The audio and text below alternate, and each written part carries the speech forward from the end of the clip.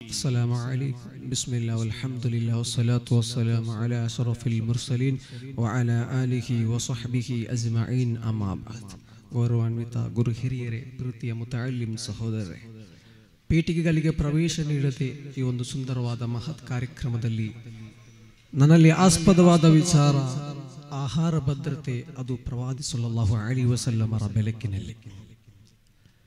ಆಹಾರ ಭದ್ರತೆ ಅದು ಪ್ರವಾದಿ ಸಲ್ಲಲ್ಲಾಹು ಅಲೈಹಿ ವಸಲ್ಲಮರ ಬೆಳಕಿನಲ್ಲಿ ಎಂಬ ವಿಚಾರವನ್ನಾಧರಿಸಿ ಮಾತನಾಡುವಾಗ ಮಾತುಗಳಿಗೆ ಪೂರ್ಣ ವಿರಾಮವಿಲ್ಲ.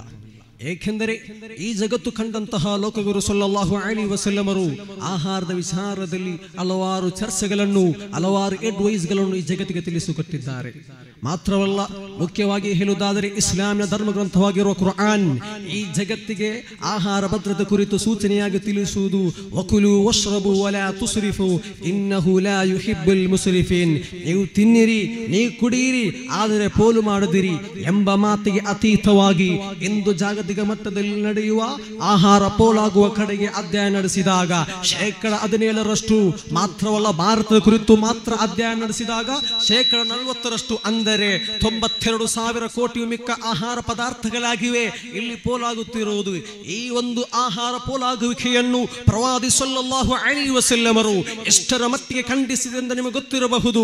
ಪ್ರವಾದಿ ವರಿಯರ ಒಂದು ಮಾತನ್ನು ಅನಸ್ ರಲಿಯಲ್ಲಾಹು ಅನ್ಹು ಉದ್ಧರಿಸುತ್ತಾರೆ, ಇನ್ನ ಮಿನ ಸಿರ್ಫಿ ಅಂತ ಅಕುಲ ಕುಲ್ಲ ಮಸ್ತಗೈತ.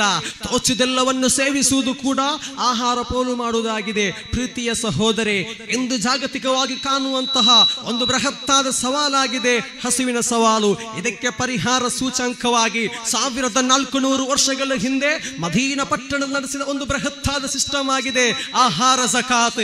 ಈ ಸಿಸ್ಟಮಿನ ಅನ್ವಯ ಅಂದು ಮದೀನದ ಉನ್ನತ ವರ್ಗಗಳಿಂದ ಆಹಾರಗಳನ್ನು ಸಂಗ್ರಹಿಸಿ ಅದನ್ನು ಮದೀನದ ಬಡ ನಿರ್ಗತಿಗೆ ಹಂಚಲಾಗುತ್ತಿತ್ತು.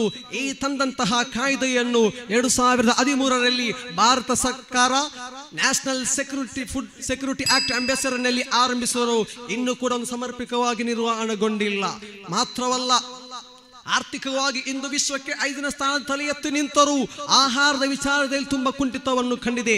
ಯಾತಕ್ಕಾಗಿ ಇಷ್ಟೊಂದು ಮುಂದುವರಿದ ದೇಶವು ಆಹಾರದ ವಿಚಾರದಲ್ಲಿ ತುಂಬಾ ಖಂಡಿತವನ್ನು ಕಂಡಿದೆ ಎಂಬ ಪ್ರಶ್ನೆಗೆ ಹಿನ್ನೆಲೆಯಾಗಿ ಪರಿಶೋಧಿಸಿದಾಗ ಅದಕ್ಕೆ ಸಿಕ್ಕ ಹಿನ್ನೆಲೆಯಾಗಿದೆ, ಇಂದು ಜಗತ್ತು ಆಧುನಿಕರದ ಹಿಂದೆ ಬಾಗುವಾಗ ಅದರಲ್ಲಿ ನಡೆಯುವ ರೈತರ ಆತ್ಮಹತ್ಯೆಗಳಾಗಿರಬಹುದು, ಮಧ್ಯವರ್ತಿಗಳಿಂದ ನಡೆಯುವ ದಬ್ಬಾಳಿಕೆಗಳಾಗಿರಬಹುದು, ಮಾತ್ರವಲ್ಲ ಕೃಷಿ ಕ್ಷೇತ್ರಗಳ ಕಡಿತ, ಇದೆಲ್ಲ ಪ್ರಮುಖ ಕಾರಣಗಳಾಗಿವೆ. ಇದಕ್ಕೆ ಪರಿಹಾರ ಲೋಕಗುರು ಮುಹಮ್ಮದ್ ಮುಸ್ತಫಾ ಸಲ್ಲಲ್ಲಾಹು ಅಲೈಹಿ ವಸಲ್ಲಂ ಎಂದು ಹೇಳುತ್ತಾ ನನ್ನ ಮಾತಿಗೆ ವಿರಾಮ. ವಾಖಿರು ಅಲ್ಹಮ್ದುಲಿಲ್ಲಾಹಿ ರಬ್ಬಿಲ್ ಆಲಮೀನ್. ಅಸ್ಸಲಾಮು ಅಲೈಕುಂ.